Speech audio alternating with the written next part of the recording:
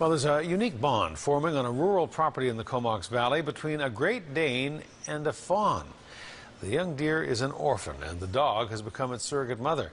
They live together happily in the Comox Valley, where a wildlife photographer is documenting their relationship and sharing it with the world.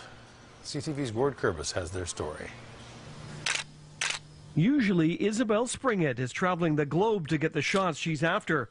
The Comox Valley photographer runs a business capturing images of horses and sporting events. She also leads wildlife photo safaris. But 3 years ago, she found something in her own backyard that changed her life. We heard the crying. Never heard anything like that before. It sounds like a child. It's heart-wrenching. It's terrible sound. The cries were coming from a young fawn she had photographed just days earlier. Isabel waited for 3 days for the mother to return for the abandoned fawn, but she never showed. Then Isabel brought the underweight fawn they're calling Pip into her home. I put her on the dog's bed, and that was that. In an instant, she took her. Instant mother, yeah. Case closed, end of story.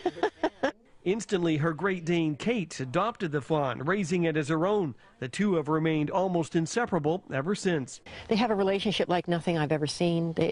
It's not like another dog and Kate coming together. It's not like two deer coming together. It's definitely Kate and Pip and their special relationship that they have. Springett began documenting the bond between her dog and the deer.